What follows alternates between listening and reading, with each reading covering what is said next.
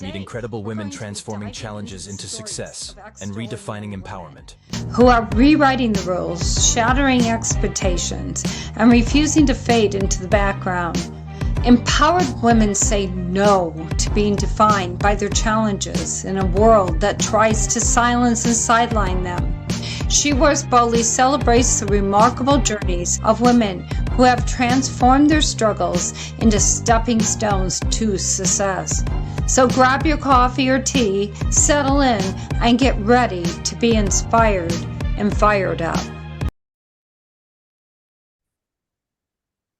Hello, everyone, and hope you're having a fantastic morning. This is Roars Boldy, and today we're going to be talking to Beth.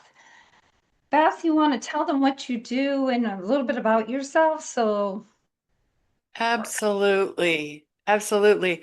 Thank you, Dr. Deborah, for having me on She Roars Boldly. I love the title, first of all. I love the title. Yes, my name is Beth Meek, and I am a certified holistic nutrition and health coach turned champion for the midlife caregiver. I support women who are caring for loved ones in some capacity while they're running on empty, very quietly in the background, not taking care of themselves. My work helps them with energy and with burnout and things like that, but also mindset and things like that. But it's not about doing more.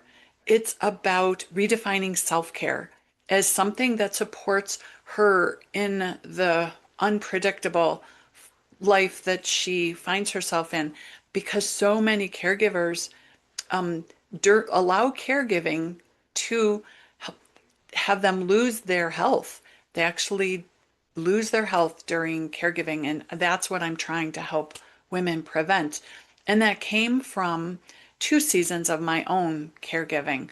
I was caring for my mom. It was less than 10 years ago, but approaching that, because she passed in 2017, and she lived at a distance, and I traveled until I didn't, and then I had to move there, and I was helping other family members take care of her, but I was away, so I was living with her, and I was kind of that 24/7 person.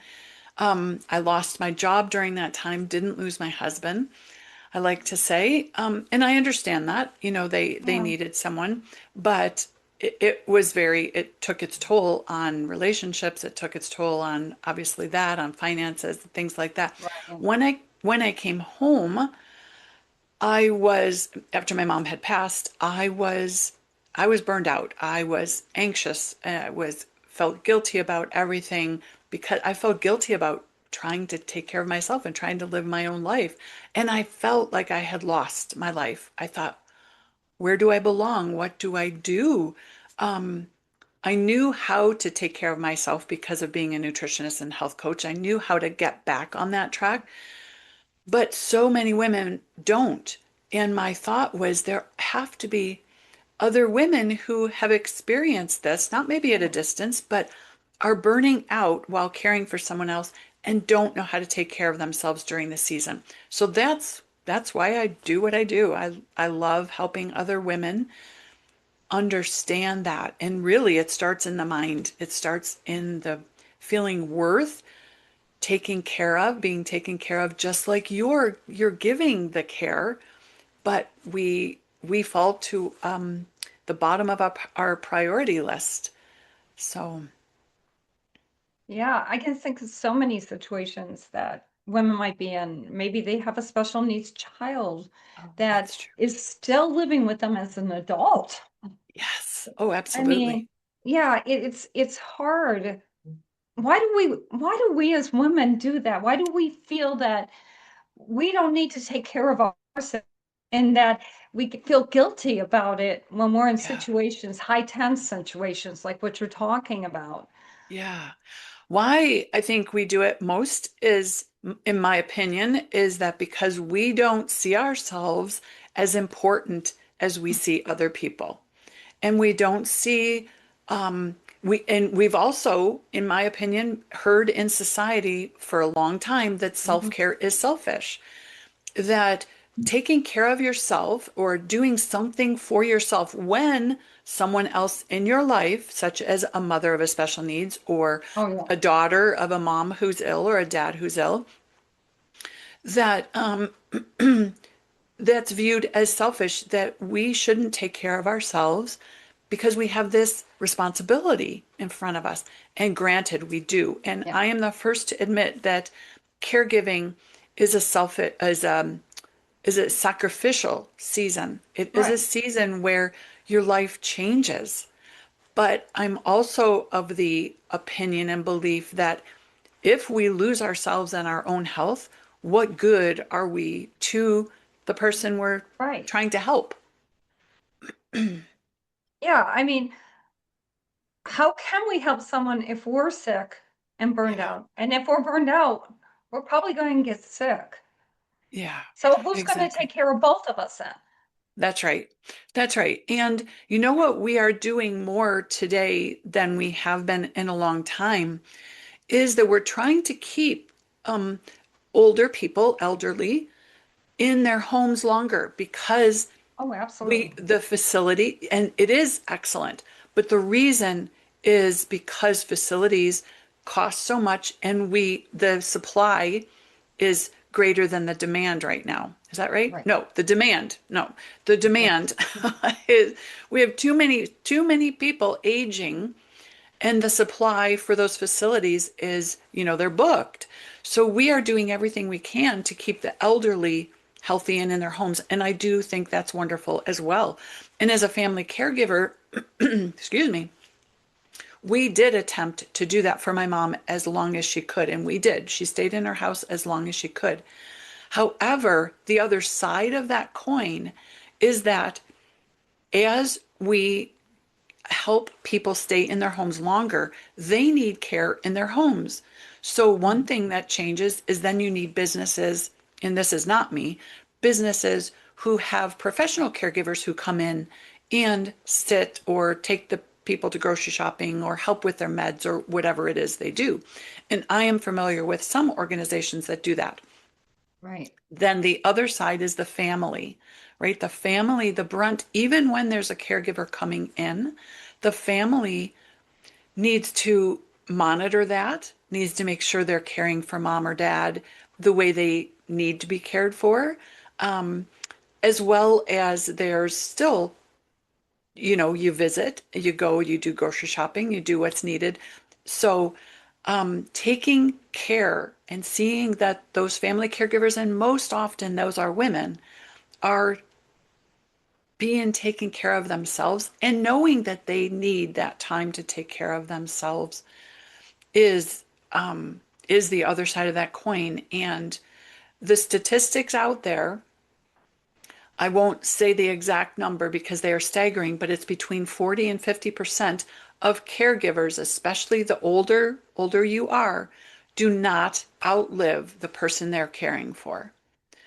And if you think about that statistic, then the conversation I'm attempting to have and other women who support caregivers in my circle as well are also trying to have is how do we encourage them and how do we support them to take care of themselves and what support do they need? Is it support circles? Is it or support groups, right? Circles. I'm participating starting in March in an already established online platform that they have what they call circles. And I'm going to be on monthly, once a month. And it's an opportunity for caregivers to come in and talk and vent and then get some advice and tips and strategies and things like that. So is it that, or is it resources and tools that they can use while they're at home that will help them take care of themselves better? It's coaching is one thing, and I love coaching, Right. but you have to set up a time, you have to have free time, which so many caregivers don't, right? So I have digital tools that I offer is something that the caregiver can access in her home at a doctor's office while her mom's sitting next to her falling asleep, but never knowing if she's going to wake up and want to get up or need a meal or whatever, right? Right. There's all sorts of circumstances we as caregivers find ourselves in that at our home, or like I said, at a doctor's office or a hospital Right. bedside, that we can access on our phone, on our tablet, on our computer, that are going to help us. Many videos, many audios, guides, repair scripts. One of the things when we're burned out is we say things we don't mean. We snap at people, even the one we're caring for. And it offers scripts, things to say to that person, an apology, and to yourself, because that's where a lot of guilt comes in, right? We Right. we snapped, we weren't kind to our loved one. It's like, and then we beat ourselves up. Well, we're human, and yet we expect more of ourselves than we would a friend. I like to say, would you say what we say to ourselves, our self-talk? Would you say it to your best friend? You did a terrible job today. I've said that to myself. Why did you do that? That was terrible. That was mean. You know, you're not a good caregiver. Would I ever say that to my best friend? Absolutely not. Yeah, No, you would encourage them. And you are so correct. I think we as women like to beat ourselves up. We absolutely. expect more out of ourselves than anybody else. Absolutely. And that's really counterproductive. Yes. Yeah. Yes, counterproductive for sure. And caregiving, self-care makes caregiving sustainable. So if you talk about counterproductive, that's really counterproductive, not taking care of yourself. You're not showing up as good as you can for your loved one in whatever ways they need. You're not showing up for those others because most caregivers don't just care for their loved one. They have other relationships, husband, kids, grandchildren, Kids. That's what and neighbors, and whatever. It doesn't matter. We aren't islands that way. So we need to take care of ourselves the way we expect other people to take care of themselves, excuse me. And we encourage, like you said, others to do that for themselves. I encourage my husband all the time to be taking care of himself. I'm not Right. caregiving for him, but as a wife, I Right. do that, and he does that for me. So we have other people in our lives that we're doing that for all the time. We are caregivers, whether we're caring for someone who's sick and not doing well or just coming out of surgery or whatever. We're women, we're nurturers by nature, and Right. we're caregivers. But we don't seem to give ourselves that same, I don't know, respect or worth. I love that. I think you got it right there. We don't respect ourselves. Yeah, It's almost like we feel like that'd be bad to respect ourselves, yeah, like selfish or something. I don't know why, but we tend to respect other people, but have little time to say, you know what, you're doing a good job. yes, And there's yes, nothing wrong with giving yourself those kind of messages. You're doing a good job. You're doing a hard job. yeah, Yeah, maybe you could learn some more techniques, but you're still doing a good job. You're yes, stepping up when no one else is stepping up. It's okay yes, to say these things to ourselves. absolutely. And you're doing the best you can with what you Yeah, have. Isn't that what we've been told? Excuse me. Isn't that what we've been told when as a daughter, I think my parents could have done this differently or better. yeah, And I'm not saying personally I think that, I'm just saying we right. say that about our Yeah, parents. They could have brought us up better or differently, but we're taught that they did the best they could with what they had, right? right. Which is the truth. They did the best they had. So why do we think we're not doing the best we could with what we have? And I think it does have to do with respect. I completely agree. But I also think it has to do with what we think about ourselves. What is it that I think about myself? Do I think I am worth taking care of? Do I think I'm worthy of that care and worthy to be liked. And it's all a mindset thing. And when we know who we are and we're confident in who we are, um, we talk to ourselves differently. Now, not all the time, right? No. But no, but that's why we also have things like coaches or mentors or Best friends. reminders, best friends, exactly. People that can say, "Hey, Beth, you're being a little hard on yourself today. Yeah, You know, you're right. you Thank need you to for." stop. Yes, yes. And you're right. We do that for each other because there might be a day that I'm really down and my best friend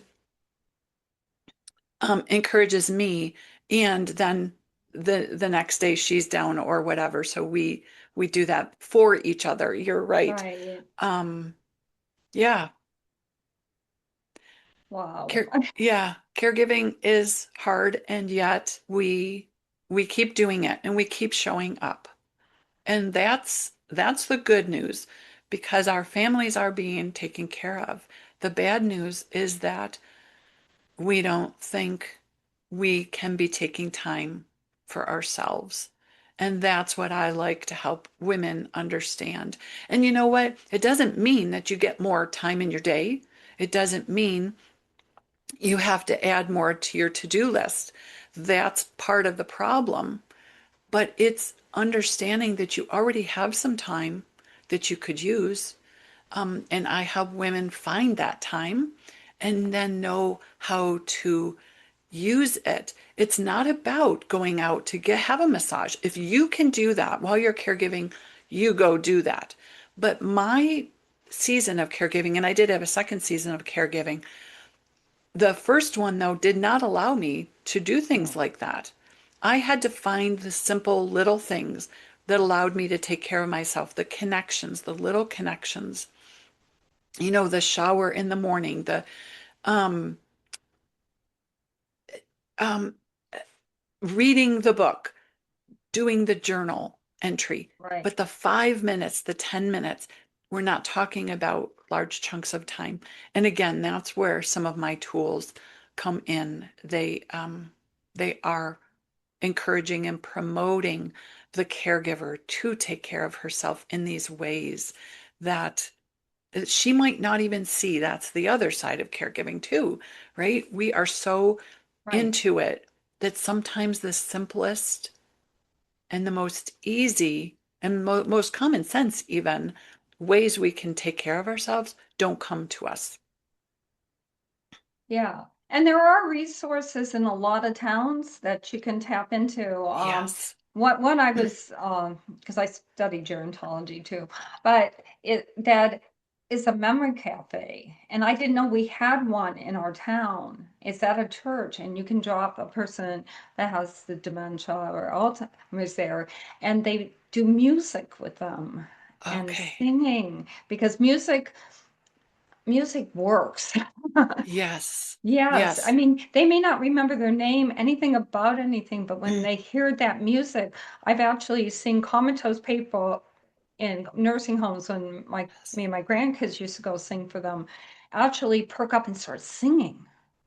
And Yes. then, so yeah, there It's are true. resources. I had a friend that also worked, would I don't daycare, I'd call it, but she Yes. would come in for a couple hours a day so that the caregiver could go out, go grocery shopping, do things that they need. So Yes.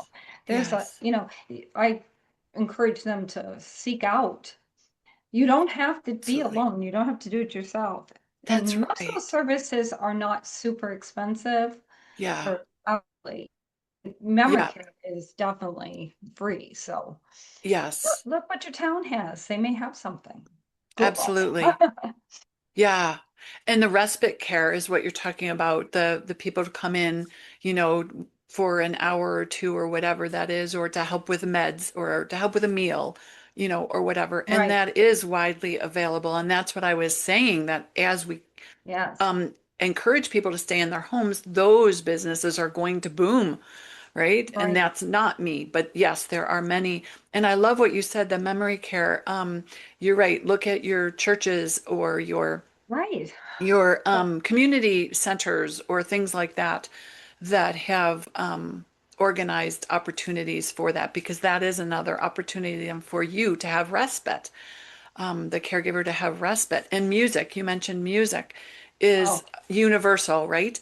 So maybe even sometime all you might need to do is put on a tape or a music CD or something in your mm-hmm. home.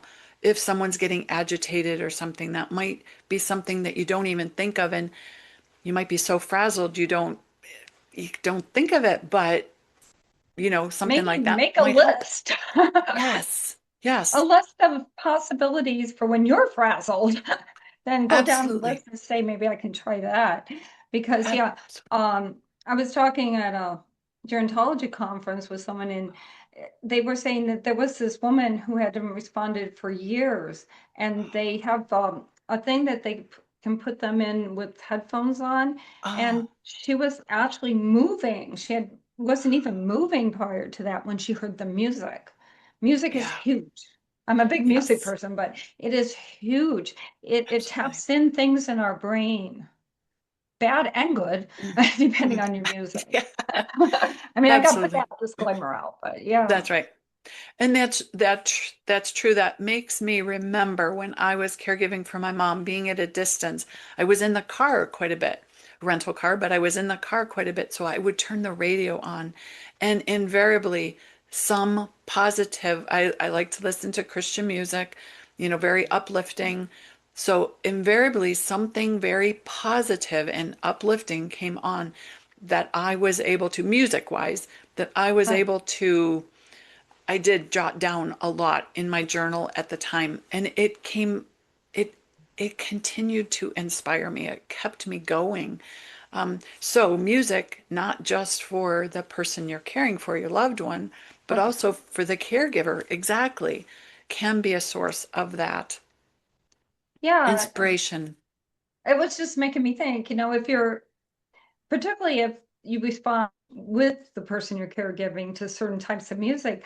So when Yes, you're really frustrated, which is making them more frustrated, absolutely. you could put on that kind of music for both of you. Yes, And maybe just take yes, a breath. that's right. That's right. And you know what that does? It maybe doesn't allow respite, a getaway, but it allows you both. It's a common experience. Right. And when we're losing our loved ones, and I realize all caregiving doesn't end that way, Right. but a lot does. A lot Um, does. when we're losing our loved ones, we're always looking for those moments that we can share with them, because the moments that we used to share are in the past and they're precious, but they are in the past often. Um, we don't redo those because they're unable to. So creating those new moments, whether it's around music or something like that, those would be wonderful. And imagine the conversation that might come after that, after everybody is calmed down. Maybe there'll be an Hmm. opportunity for a more cognizant conversation than was had in the past. Um, Or a laugh or a smile together. exactly. Yes. Yes. A laugh or a smile. Right. And just the calmness, just that person being noticeably calmer and noticing that you are noticeably calmer will do a lot for um, the rest of that day or what is next. Maybe it's before a meal. Meal times are very difficult, um, especially where dementia and things like that are concerned. Yeah. And maybe that would become even, I don't want to say just a habit, but a way you got ready for your meals together, or something, right? We think outside the box. And if you're not able to, others maybe can help you, and And other if something resources. doesn't work, try something else. That's right. You didn't Absolutely. fail. That's This right. is an unknown territory for everyone. Yeah. And on that note, what would you say to someone, putting you on the spot here, what would you say to Okay. someone who, and I know this happens, is dealing with their own guilt in the situation as a caregiver? their own guilt Yeah. that they're not doing enough or they're not doing it right, or maybe, something that happened in the past is coming up Mhm. and they're starting to feel really guilty because they're caring for this person that they really do love. How do you deal Yes. with that kind of guilt coming in? Because guilt's a killer. Guilt is a killer. And guilt is one of the things that every caregiver experiences in some way. Um, so the first thing that I believe about guilt is that it starts in the mind. It does. Um, that's right. And It's not it, the heart, it's the mind. that's right. And it can be because of self-talk. You're telling yourself you're not doing enough. It can also come from outside of you, that someone else, whether they're family or friend or Facebook, or someone commented, on a post that someone said, I can't find time for myself. Well, they might have said, you shouldn't find time for yourself, or whatever. It might come from external. So I think it's important to know whether it's coming from internal or external, because external, you can cut that person off, not if it's a family member necessarily, but Right. if it's a Facebook person, I'm thinking you can just not listen to them or ignore them. If it's a family member, setting boundaries is huge in caregiving, and I think having a serious talk about that is very important and very necessary. Or Yeah. you can just say, you know what? That person says I'm not doing enough. Maybe it's because they're not doing anything or they are incapable. I They're am going guilty. to, that's right. I am going to decide that I am doing enough as much as I can. Maybe they say something specific. Maybe in that specific area I could do a little more, but then in this other area, maybe I could ask them to help out, or something like that, right? Asking specifically is very helpful. And I could talk about that as well, a long time, because this call me if you need me, or give me a text if you need a meal or whatever, that doesn't work for caregivers. They need specific, and you need as a caregiver to ask others specifically, could you bring dinner for this night? Could you sit with my mom for this hour? But that's another topic, because Right. guilt is something that I think we have to attack. And one of the ways I like to attack it is the thought that we feel like guilty about, is it true? Is it a true statement? Is it a true thought? And if it is, then we need to deal with that further. Right. But most likely it's not. Most likely we're saying something about, I didn't do enough, but it's probably not true. We're doing as much as we can. Second, is it kind? No, is it helpful? Sorry, the second one, is it Yeah. is it helpful? Yeah. Does it make does it help me do my job better? Or is it causing me to be stuck in, self-talk? So usually it's not probably very helpful. And the third is it kind? Because I like to say, is it kind? Would I say it to a friend? Right? It's the same thing we just talked about. Yes. Would I say it to a friend? And if it's not none of those things, we need to reframe the thought. And there's nothing then to be guilty about or over, because we are doing our best. And yes, there might be an area that we could do better in. Maybe we're short-tempered and we need to try to think before we speak to our loved one in that way. So maybe there is work to do. We're human. I said that before. We're not perfect. Right. But where guilt is concerned, we need to find out where it's coming from and nix it, and or nix our own thoughts over that guilt, and then work through that, and know that we're doing as much as we can. And guilt is, um what I want to say is that it's really not truthful. It's really not accurate when it attacks us. So we need to address it in that way, in asking those questions. And when we do, then we can deal with it the way it needs to be dealt with. And usually that it doesn't belong there. And do you recommend caregivers to, if particularly if they're struggling really hard, to try to find maybe a group or someone to vent to? Absolutely. Support groups are huge. or a trusted friend, like you said before. You always want to find someone who's not going to say, or not going to make light of what you're dealing with. Right. They might not understand in that they might have never dealt with it, and those people aren't going to be able to say, I know what you're going through, but they can listen. And it's the people that are judgmental and critical that you want to steer clear from. It's true in almost any area of Right. our lives. Anything. We don't share certain things with those naysayers, right? Those people who are just going to beat us down. But yes, coach, mentor, trusted friend, journaling sometimes works for this as Yeah. well, right? Just venting out what it is. And if you need to put it onto a piece of paper that you can crumple up afterwards and throw away, right, rip it up. Or sometimes women like to journal and keep it because it helps you see your progression or patterns. And all Right. of that can be helpful as well, as long as you don't use it the other way to beat yourself up, right? Right. Would you recommend, like, if you were doing a friend or someone that you have a hard conversation at the beginning with them, telling them what you need Yes, and seeing that's if they can agree to that? Because if they can't, yes, then you need to move on. absolutely. That's a wonderful Yeah. When recommendation. I'm calling you, when I'm very frustrated, I don't need you to tell me what I'm doing wrong. I Yes, already think I'm doing everything wrong. that's That kind right. of conversation. Or maybe even to try to fix me. Say it's your spouse. Fix me. Yeah. Yeah, I don't need to be husbands. fixed. I just want to vent That's because right. when I vent, it goes away. Absolutely. Then I feel better. It's like just unburdening yourself is really what Right. it feels like. The weight is off. And sometimes the other person might not be able to do that because then they might feel burdened. It is sometimes Right.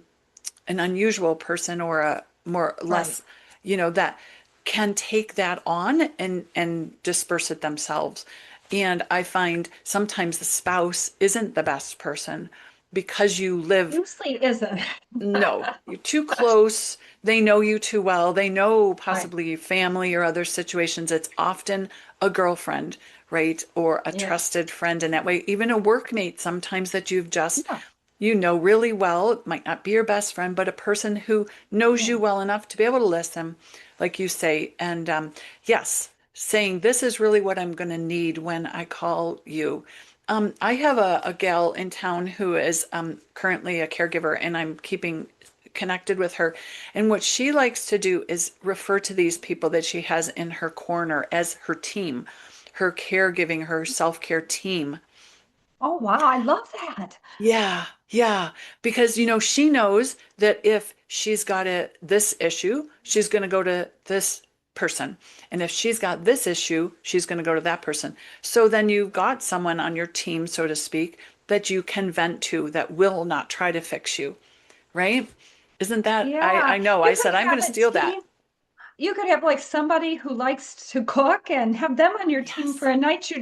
I can't handle it. I can't cook. I don't know what I'm doing. absolutely. And they're on tap to, hey, could you make a little extra tonight and bring some over for me and my mom or my dad? That's a great Yes. idea. Teamwork. I Love know. it. I loved it. I loved it when she shared that with me. I said, I'm going to share that and use that more further because that's what works for her. And you know what? That's the thing about caregiving too. Not everything works the same for everybody, but she Right. found what works for her. And yeah, and if it helps anybody else, that's awesome. Yeah. Well, I see that working for a lot of people because I think as women, again, we don't want to burden anybody else. It's right. And if you have a team and you talk to these people and say, well, what would you like to do to help me? Or if you don't want Yes. to, that's fine too. Have Yes. honest conversations. We got to start having honest conversations with people. And I they say, agree. well, I'm not really good at support, but I can make a meal Yes. and drop it Yes. at your door, you know, and build that team. Absolutely. So you're Absolutely. not out there alone. Exactly. And then you're right. Then you're not also burdening just your best friend. Your best friend, you only have one person that you need a meal tonight, but you need some respite because you need to get your hair cut, or you need to get groceries, or You have to you go to know the doctor yourself. that's right. That's right. It's not just doesn't just fall on one person. Then you have, and you know what? It stands to reason because our loved one has a team of people that care for them. They have doctors and specialists, Right. and you and other people that are, maybe someone does come and take them out for an hour a day, or they have this church group or memory care or wherever that is Yeah. that they do. So they have a team, or you have a team for them. You have created this team for them, help them, and now you have a team. And that just feeds right into self-care, right? That's ready-made self-care. You need someone to talk to, you know who to turn to. You're not going to be denied.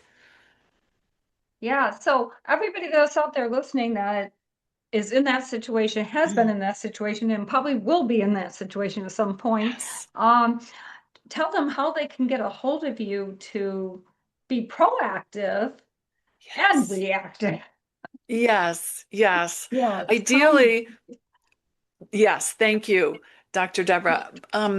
Ideally, we'd like to get on board with taking care of ourselves right at the beginning of caregiving, right? When we see it, me. maybe even on the horizon, but it doesn't always happen that way.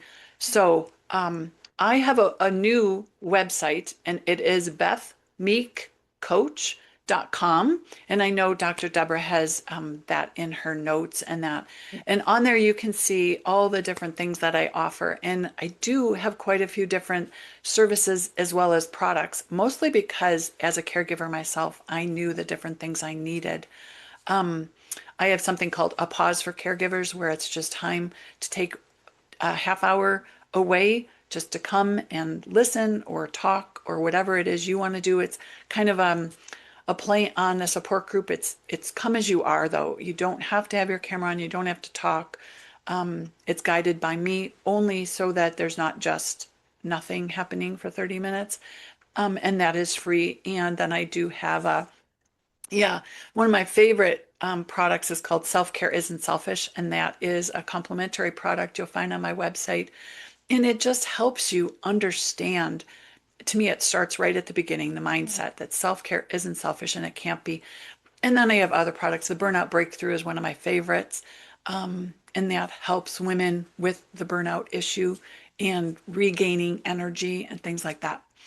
But the best place to go to see anything about me is my website, bethmeekcoach.com. Awesome. And I ask everybody that when I remember, what does She Roars Boldly mean to you? Well, it means that, excuse me again, it means that it kind of twofold for me, that I can speak boldly now for women who are caregivers because I was one and know what they're going through. And I see She Roars Boldly as the woman caregiver speaking in the way she can roar boldly, which isn't always very loud. But it might be in just saying no to something, and not taking an extra responsibility on. That's her ability to roar boldly and be loud, because otherwise she's just she's just doing what everybody else wants her to do, and that's being quiet and doing her job. Roaring boldly to me says living life, but living life where you're at right now, and and allowing you to dictate what that looks like, setting those boundaries and you making the choices for how you live, and not letting other people tell you how to live. Yep. Oh, I love that. I get so many different angles to it, and it's it's powerful and it's very you. Thank you. Yes. And Yeah, I love that. thank you. Thank you. And thank you for Mm. asking, because it is a very unique name, and it can mean something to everybody. And that's not wrong. It's actually very wonderful that we can all have a different take on something like that. Yes, some people roar real loud, some people roar real soft, some people do both. I do both. Yes. Yeah, yeah, Yes. yeah. Awesome. Okay, again, I just thank you for being here and all that great information. And I Oh, will be putting it welcome. all out. You all know I do this. Just click and look. It's not going to hurt you to click on her website and see what she's got. Okay. There's no obligation, right? Absolutely not. All Absolutely not. right. So I just again want for listening and always keep roaring boldly, whatever that is for you, loud, soft, in between, or just maybe even a little crazy, because I go a little Yes. crazy sometimes, as you all know me. But yes, I want to thank you for tuning in and Yes. honoring the people who take their time to be here. Thank Mm. you so much and have a great day.